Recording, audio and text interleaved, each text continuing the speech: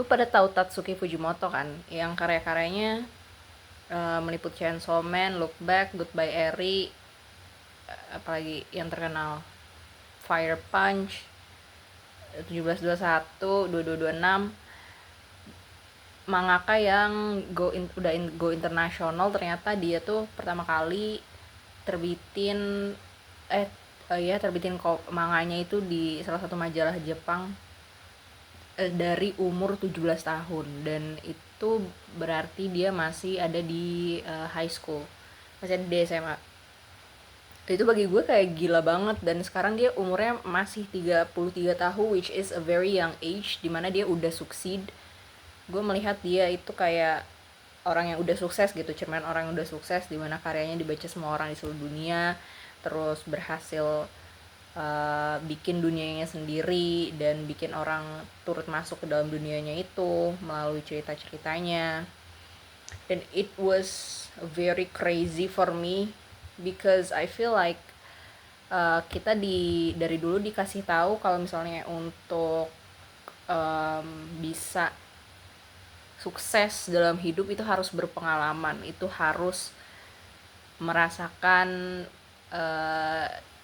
lika-liku kehidupan, harus jatuh bangun, harus ya dikasih tahu lah bahwa dunia itu sulit dan segala macamnya.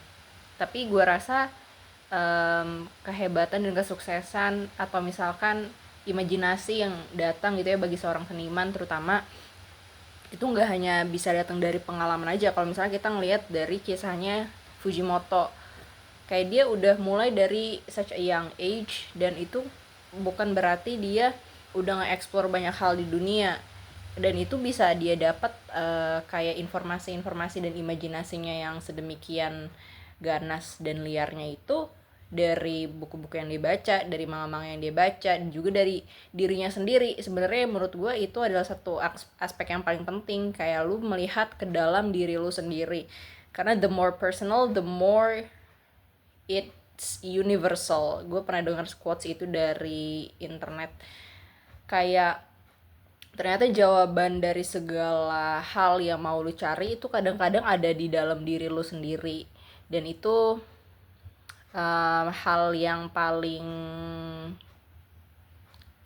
hal reflektif yang gue sadari setelah kayak gue baca banyak banget manga dan juga gue menelusuri sedikit jejak kehidupan dari Fujimoto ini. Kita kayak berusaha buat mencari segala sesuatu kita jalani dalam kehidupan, taunya yang selama kita berjalan itu kita telah membawa sesuatu itu.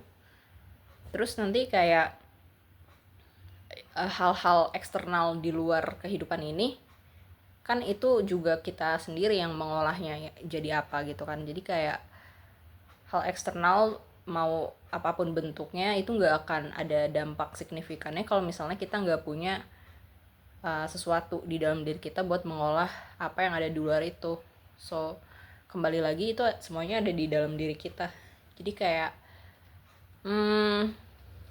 gue rasa persistent, terus dive into your mind, talk with yourself, reflect every day, bengong, terus asking yourself what you want, what you need out of life. Kayaknya lu doang gitu yang paling tahu diri lu, bukan orang-orang di sekitar lu, bukan juga pengalaman-pengalaman yang belum lu cicipin ini. Karena gue rasa semuanya ada di lu sih sebenarnya, lu yang paling tahu diri lu. Itu ngober banget, astaga. Iya. Kalau misalnya ngomongin karya-karyanya Fujimoto, gue tuh paling suka banget cara pikirnya dia. Kayak gue melihatnya ada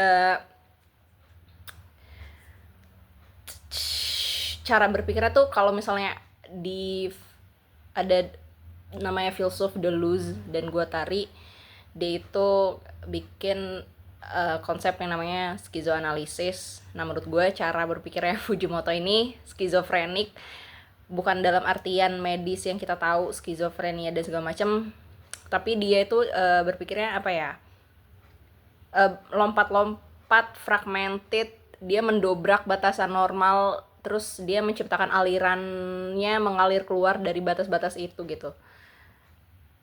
Kayak skizofrenik sih ininya, apa namanya, gaya berpikirnya. Jadi gue suka banget. Dan walaupun kayak banyak kritik atau misalnya banyak komentar gitu ya yang datang kalau misalnya dia tuh seksis, suka objectify women, terus juga ya jorok ininya, apa namanya, humornya. Tapi justru menurut gue kayak kalau misalnya lu baca dari awal sampai akhir ceritanya, it make sense karena hasrat si tokoh, misalnya hasrat seksual yang datang dari si tokoh ini nggak datang begitu aja, tapi dia pasti selalu terbentuk dari pengalaman masa lalunya, entah trauma, entah juga apa namanya, sistem yang patriarkal, sistem yang kapitalis, sistem yang eksploitatif.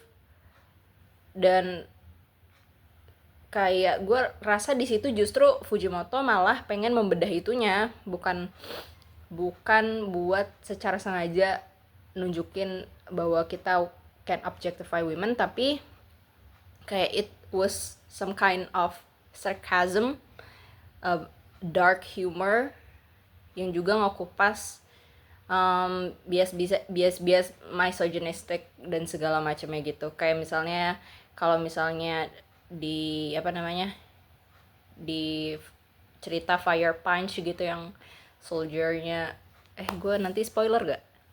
Yaudah deh, gue diem aja. Pokoknya banyak kayak kasus-kasus cerita-cerita di cerita Fujimoto yang nge-objectify women gitu. Tapi kalau misalnya dilihat kembali, logika itu datangnya dari society yang gak woke at all. Dan kalau misalnya lu baca Chainsaw Man, itu karakter Denji, gue pernah baca juga di salah satu internet, kayak Denji itu bukan hypersexual, dia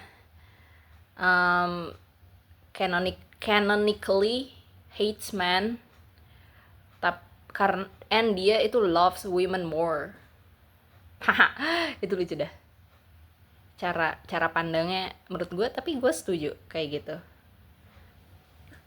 Gitulah Fujimoto ini, dia memberikan gue banyak banget bukan insight sih, kayak banyak pengalaman aja. Dan it's such a roller coaster ride to read his work. I really enjoy most of my time reading his manga. And I aspire, I think dia tuh salah satu apa namanya, inspirational artist to all artists in the world, dengan cara pikirnya yang itu tadi, yang khas banget dia gitu loh. Keren dah. Lucu-lucu banget lagi ininya, apa namanya, jokes-jokesnya.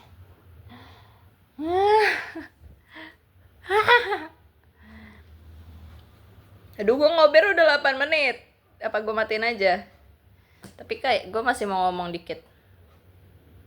Karena di Indonesia juga ada salah satu sastrawan yang juga kerap kali dikritik bahwa dia itu suka objectify women dan seksis. Lu tahu Eka Kurniawan gak? Jadi dia ada salah satu novel yang dia bikin yang cukup populer, Cantik Itu Luka. Di situ dia menceritakan secara naratif dan secara realis juga gaya tulisannya terkait dengan perkosaan perempuan, dan pengalamannya itu memang bikin gak nyaman bagi beberapa orang yang baca, dan kerap kali kayak dinilai bahwa itu berarti objectify women. Tapi menurut gue kayak justru dengan penggambaran itu bukan nge-objectify woman, karena dia di situ menggambarkan juga rasa sakit si perempuan. Dia menggambarkan juga dampak kesulitan dan juga ya kerentanan, terus dampak negatif yang dialami oleh perempuan itu sendiri daripada sistem yang sangat patriarkal itu. Jadi bukannya justru dia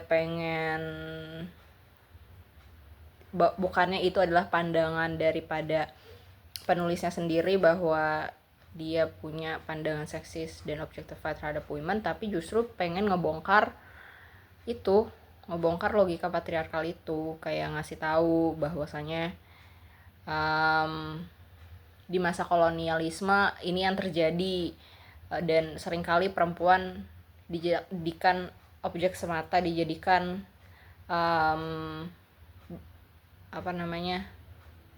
ketidaksetaraan itu terjadi secara menyakitkan gitu loh, kayak digambarinnya kan di novel-novel dia.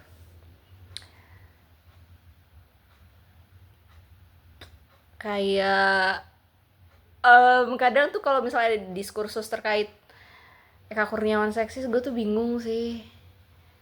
Kayak apakah jangan-jangan itu diri gue yang juga udah terinternalize misogyny, atau emang itu tuh sebenarnya adalah bentuk kritik aja. Tapi menurut gue ya sejauh ini intuitively dan kayak deep down in my mind, in my heart juga, gue gak merasa itu seksis dan misoginis. Emang ada pembahasan terkait itu, tapi justru itulah yang pengen dibongkar sama Eka Kurniawan. Dan itu bukan praktik misoginis dan objectifying women, because I feel like it's the core of sastra, which you explore the darkest of humans' behavior, dan with a very great narrative, sehingga orang tuh misunderstood your writing. Itu menurut gue justru Eka Kurniawan nulisnya satir, anjir. Kayak udah jelas banget gak sih? Apa gue yang ini ya? Apa gue yang terlalu apa gue yang gak bisa ngebaca itu? Atau gimana? Karena gue melihatnya itu tuh bentuk satir, sumpah. Itu satir banget, satirnya kelihatan banget. Kalau ini orang humor-humor yang orang bilang misogynis, itu tuh satirnya dia buat nunjukin ada praktik toxic masculinity loh di sini, dan praktik misogynistic loh di sini. Gitulah. Nggak tahu ya. But I think sejauh ini gue berpegang teguh sama Eka Kurniawan, karya-karyanya yang bagus, masih bagus banget. Dia salah satu penulis Indonesia yang langka sih menurut gue, unik. Dan nggak tahu ya, emang kayak gue nggak pernah ketemu yang gaya penulisannya kayak dia sejauh ini in this contemporary literatur. Gue belum menemukan yang lebih oke dari dia. Kalau perempuannya itu ada Intan Paramedita yang gue suka karyanya, terus juga ada tapi ini bukan era sekarang sih, NH Dini dulu. Terus ada Ziggy Zesha, itu dia di era sekarang juga. Kalau yang laki-lakinya ada Eka Kurniawan, siapa lagi ya?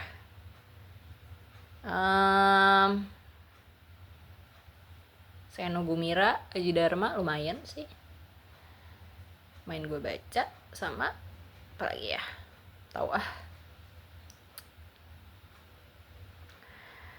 gitu dah pokoknya. Ya ampun, mungkin kalau misalnya lu udah baca-baca kayak karya sastra Indonesia, mungkin lu ada perbandingan dan lu bisa menentukan apakah ini karya yang bagus atau tidak, ataukah memang betul ini penulis memiliki bias-bias misogynist or nah. Gitu. Udah ngobrol banyak banget. BTW hari ini gue puasa dan gue akan buka puasa sebentar lagi, 1 jam lagi. Sekarang jam 5. Kenapa gue bisa teriak-teriak? Karena gak ada orang di rumah.